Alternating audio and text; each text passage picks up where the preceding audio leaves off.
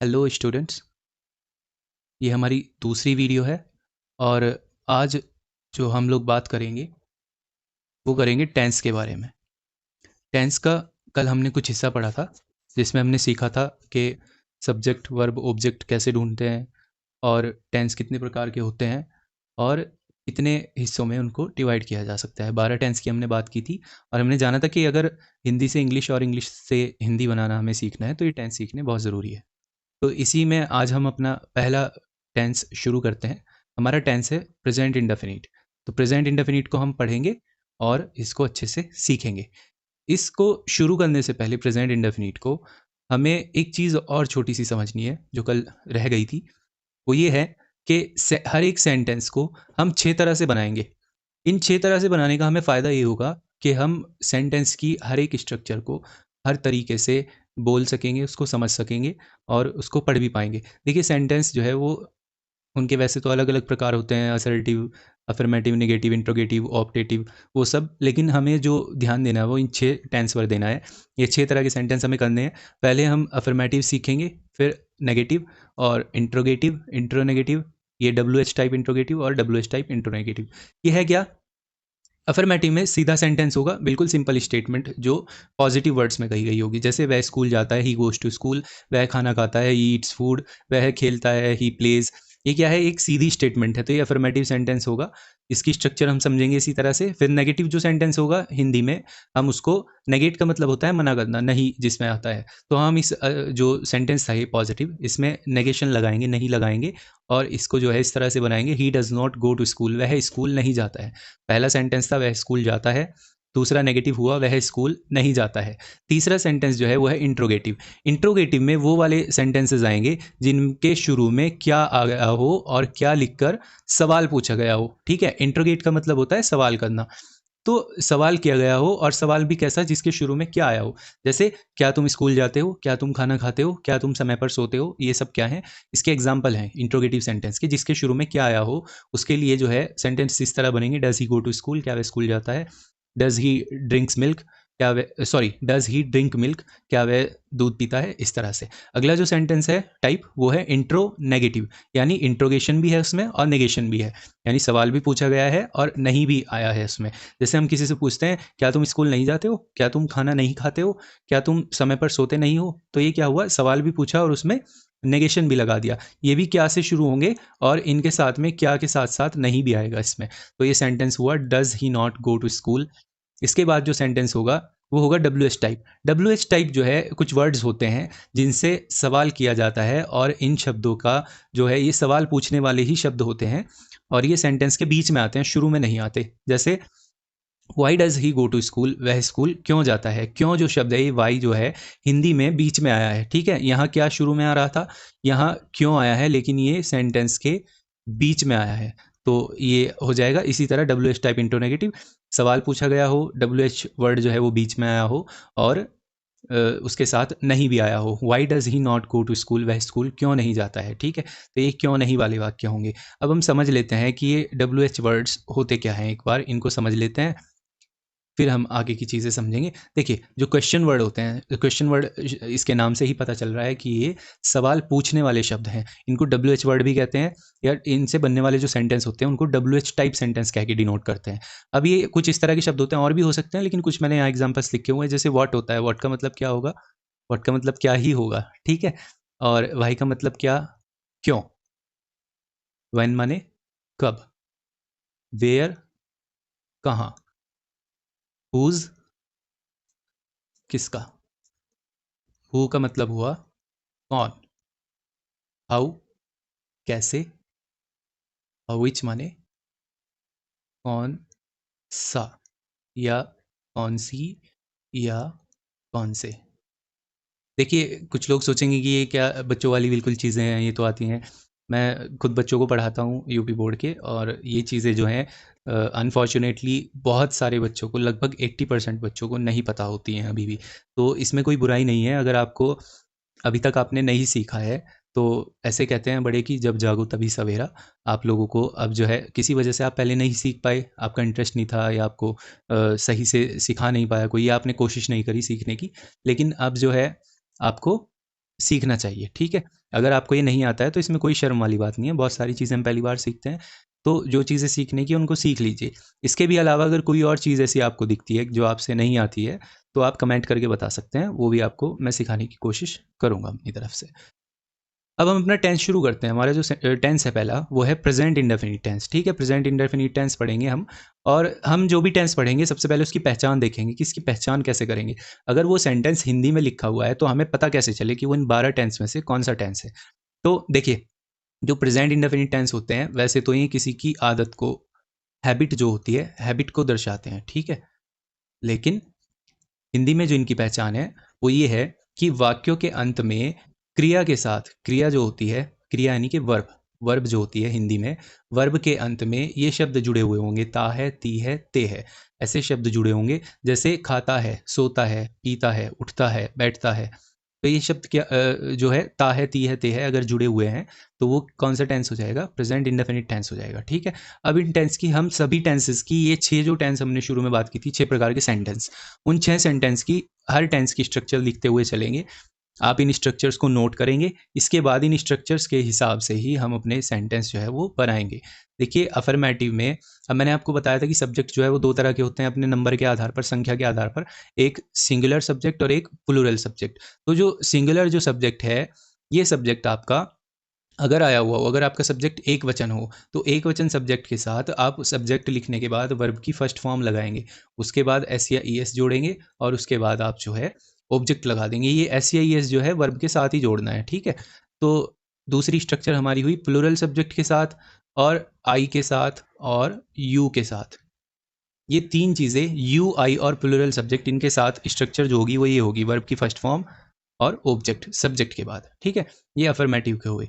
Negative जो sentence है उसमें, कल मैंने आपको बताया था कि कुछ हेल्पिंग वर्ब्स होती हैं, कुछ मेन वर्ब होती है। ये तो है मेन वर्ब जो यहाँ लिखा हुआ है, वर्ब की फर्स्ट फॉर्म। और जो ये लिखा हुआ है डू या डज, ये क्या है? ये हेल्पिंग वर्ब है, ठीक है। ये हमारी हेल्पिंग वर्ब होगी, ये हेल्प करेंगी, इनका मीनिंग कुछ नहीं होगा, सिर्फ ये हेल्प करेंगी सेंटेंस को बनाने में। और ये मेन वर्ब आपकी यहाँ पे लिखी हुई है, वर्ब की सेकंड, फर्स्ट, थर्ड फॉर्म इस तरह से लिखी होगी।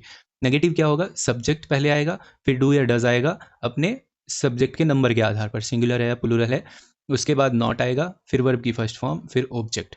नेगेटिव सेंटेंस है जिसमें नहीं आया होता है, जैसे वह स्कूल नहीं जाता है, he does not go to school. अब इंट्रोगेटिव, जिनमें शुरू में क्या आया हो, जिन वाक्यों में शुरू में क्या आया हो, उन सेंटेंसेस को कैसे बनाएंगे? डू या डज पहले रखेंगे, उसके बाद हम जो है सब्जेक्ट रखेंगे, उसके बाद वर्ब की फर्स्ट फॉर्म, फिर ऑब्जेक्ट। अब जिन वाक्यों की शुरुआत में क्या भी आया हो और नहीं भी आया हो, क्या भी हो और नहीं भी हो उनमें, तो उनको कैसे बनाएंगे? डू या डज शुरू में, फिर सब्जेक्ट, फिर नॉट, फिर वर्ब की फर्स्ट फॉर्म, फिर ऑब्जेक्ट। देखिए सारे जितने टेंस होते हैं उन सबकी स्ट्रक्चर लगभग एक जैसी होती है। हेल्पिंग वर्ब जहाँ पे है वहाँ हेल्पिंग वर्ब आएगी, जहाँ मेन वर्ब है वहाँ मेन वर्ब आएगी। बस ये है टेंस के हिसाब से हेल्पिंग वर्ब और मेन वर्ब की फॉर्म चेंज होती रहेंगी। तो 2-3 टेंस जब आप कर लेंगे उसके बाद आपको आदत हो जाएगी। शुरू में आप इनको नोट करके चलें, और जब आप सेंटेंस बनाएं तो इस स्ट्रक्चर को अपने सामने रखें, रटने की ज़रूरत नहीं है। आप इनको सामने रखेंगे और इनसे देख देख के सेंटेंस बनाएंगे। धीरे धीरे आपको ऐसी आदत पड़ जाएगी कि ये चीज़ें आपकी खुद ही याद हो जाएंगी। अगला जो टेंस है वो है डब्ल्यू एच टाइप, जिसमें डब्ल्यू एच वर्ड्स आए हों और इंट्रोगेटिव भी हो, ठीक है। सवाल पूछा गया हो डब्ल्यू एच वर्ड को बीच में लिखकर, जैसे वह स्कूल क्यों नहीं जाता है ना, क्यों जाता है, सॉरी। तो ये हो गया आपका, शुरू में हमने इसमें वाई लगाया, और उसके बाद हमने डू या डज का प्रयोग किया, फिर सब्जेक्ट, फिर वर्ब की फर्स्ट फॉर्म, फिर ऑब्जेक्ट, ठीक है। अब डब्ल्यू एच टाइप इंटरनेगेटिव की स्ट्रक्चर है वाई, डू या डज, सब्जेक्ट, वर्ब की फर्स्ट फॉर्म, ऑब्जेक्ट। अब एक चीज़ यहाँ नोट करने वाली है, वो ये है कि जब सिंगुलर सब्जेक्ट होगा तो हम डज हेल्पिंग वर्ब का यूज़ करेंगे। अगर प्लूरल सब्जेक्ट होगा, आई होगा या यू होगा, तो हम डू का प्रयोग करेंगे, ठीक है। अब ये मत पूछना कि जी आई तो जो है एक वचन होता है, अकेला है, तो डू क्यों लगाया, यू एक वचन है। जैसे केमिस्ट्री में एक्सेप्शंस होते हैं ना, उसी तरह से यहाँ इंग्लिश में कुछ नियमों के साथ एक्सेप्शंस हैं। एक वचन ज़रूर है लेकिन इसको प्लूरल सब्जेक्ट की तरह ट्रीट करते हैं, डू इसके साथ लगाएंगे, ठीक है। तो आगे बढ़ते हैं, अब हम सेंटेंस करके देखेंगे। अब आपको क्या करना है कि आपका जो अभी हमने स्ट्रक्चर पीछे बताई है, आपसे ऐसी उम्मीद है कि आपने वो सब नोट कर ली होंगी। नोट करने के बाद ही आप वीडियो का आगे का हिस्सा देखेंगे, ठीक है।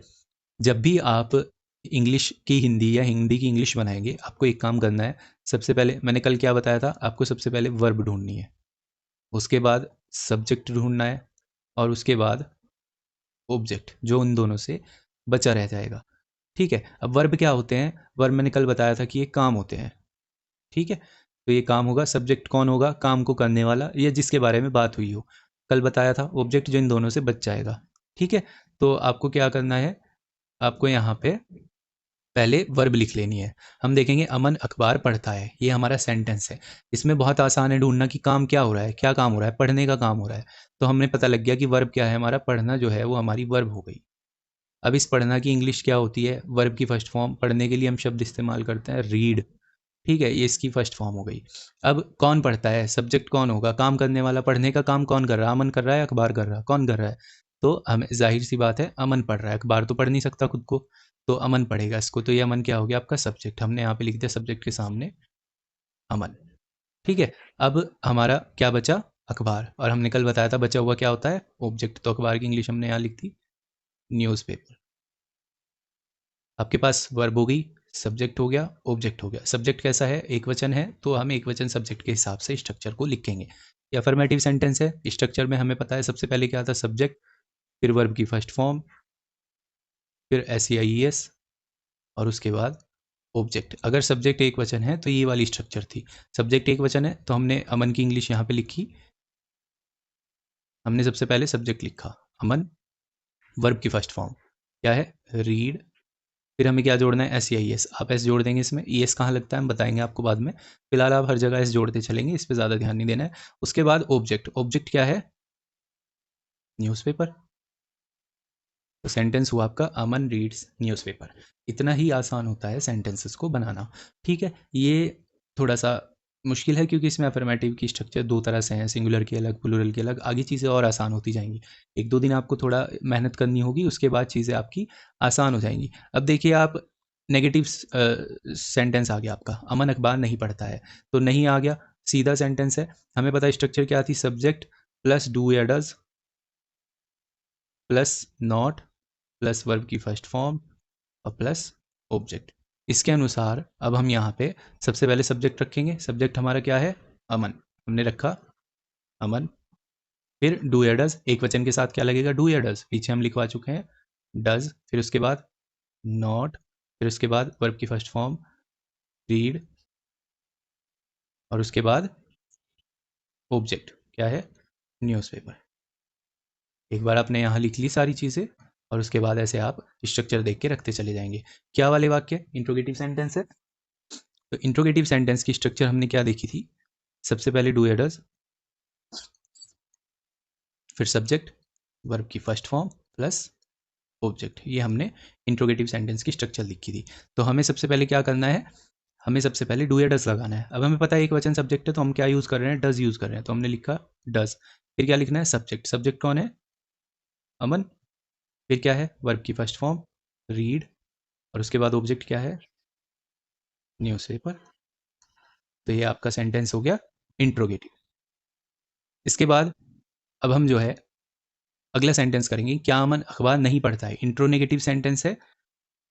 ठीक है, हमने इसकी स्ट्रक्चर लिखी थी डू या does plus subject plus not plus verb की फर्स्ट फॉर्म प्लस ऑब्जेक्ट। तो इसके लिए हम अब सेंटेंस बनाएंगे। डू या डज लगेगा, डज लगेगा। सब्जेक्ट कौन है? अमन, हमने लिख रखा है। उसके बाद नॉट, उसके बाद वर्ब की फर्स्ट फॉर्म रीड, उसके बाद ऑब्जेक्ट अखबार न्यूज़पेपर। अब अगला सेंटेंस हुआ अमन अखबार क्यों पढ़ता है। ये शब्द आया है और ये कहाँ है? बीच में आया है। सवाल पूछा गया है, बीच में WH वर्ड लिखा हुआ है, तो ये हुआ WH इंट्रोगेटिव। तो हमें इसकी स्ट्रक्चर हमने लिख रखी है, आप पीछे से देख सकते हैं, या मैं लिख देता हूँ एक बार और। सबसे पहले WH वर्ड, फिर उसके बाद डू या डज, फिर सब्जेक्ट, वर्ब की फर्स्ट फॉर्म प्लस ऑब्जेक्ट। ये हुई इसकी स्ट्रक्चर। इसके अनुसार ही हम रखेंगे। क्यों को इंग्लिश में क्या कहते हैं? वाई। डू या डज, डज लगाएंगे। सब्जेक्ट कौन है? अमन है। वर्ब कौन है? रीड है। और ऑब्जेक्ट क्या है? न्यूज़पेपर। तो ये हुआ why does Aman read newspaper. अगला सेंटेंस है अमन अखबार क्यों नहीं पढ़ता है। क्यों भी आया, नहीं भी आया है। सबसे पहले स्ट्रक्चर WH वर्ड, डू या डज, फिर उसके बाद सब्जेक्ट, नॉट वर्ब की फर्स्ट फॉर्म और प्लस ऑब्जेक्ट। तो हम यहाँ पे रखेंगे सबसे पहले WH वर्ड वाई, डू या डज में से क्या आएगा, डज, सब्जेक्ट कौन है, अमन, उसके बाद नॉट, वर्ब की फर्स्ट फॉर्म रीड और ऑब्जेक्ट न्यूज़पेपर। ठीक है, इतना ही सिंपल है इन चीज़ों को करना। अगर आपके पास स्ट्रक्चर रखी हुई है, सबसे जो मुश्किल काम है बच्चों को जिसमें दिक्कत आती है वो है सब्जेक्ट वर्ब और ऑब्जेक्ट को छांटना। अगर एक बार आप एक सब्जेक्ट की वर्ब को, ऑब्जेक्ट को, सब्जेक्ट को छांटना सीख लेते हैं, उसके बाद ये चीज़ें स्ट्रक्चर के अनुसार जहाँ जो लगना है वहाँ हम रखते हुए चले जाएंगे और आपके सेंटेंस जो है वो इसी तरह से इतनी ही आसानी से बनते हुए चले जाएंगे। अब ये आपका होमवर्क है, आपको घर से करके लानी है ये चीज़ें। इसमें पहला सेंटेंस है, मोहन मैदान में क्रिकेट खेलता है, मैं अपने भाई के साथ बाजार जाता हूँ, पिताजी छत पर सोते हैं, तुम अपना गृह कार्य पूरा करते हो। देखिए, मैदान में, इन द फील्ड, और क्रिकेट आपको पता ही है, क्रिकेट की इंग्लिश क्रिकेट होगी, खेलने के लिए प्ले का यूज़ करेंगे। अब इसे एक सेंटेंस के आपको 6 बनाने हैं, ठीक है। मोहन मैदान में क्रिकेट नहीं खेलता है, क्या मोहन मैदान में क्रिकेट खेलता है, क्या मोहन मैदान में क्रिकेट नहीं खेलता है, मोहन मैदान में क्रिकेट क्यों खेलता है, मोहन मैदान में क्रिकेट क्यों नहीं खेलता है। ठीक है, इसके बाद अगला जो सेंटेंस है वो है, मैं अपने भाई के साथ बाजार जाता हूँ, काम क्या हो रहा है, जाने का, ये वर्ब होगी, कौन जाता है, ये जाता है, ये सब्जेक्ट होगा, और ये बचा हुआ पूरा का पूरा ऑब्जेक्ट होगा। तो ये क्या हो जाएगा, अपने भाई के साथ बाजार के लिए हम यूज़ करेंगे to the market with my brother. ये ऑब्जेक्ट है पूरा का पूरा, ये सब्जेक्ट है, ये वर्ब है। ठीक है, यहाँ ये वर्ब है, ये कौन खेलता है, मोहन खेलता है, सब्जेक्ट है, मैदान में क्रिकेट ऑब्जेक्ट है। ठीक है, इसके बाद जो चीज़ है, अगला सेंटेंस है, पिताजी छत पर सोते हैं, तो छत पर के लिए आएगा ऑन द रूफ, काम क्या करते हैं, सोने का, ये वर्ब हुई, कौन सोता है, पिताजी सोते हैं, सब्जेक्ट, और ऑन द रूफ क्या होगा, ऑब्जेक्ट होगा। तुम अपना गृह कार्य पूरा करते हो, काम क्या हो रहा है, पूरा करने का। ठीक है, ये आपकी वर्ब होगी कंप्लीट।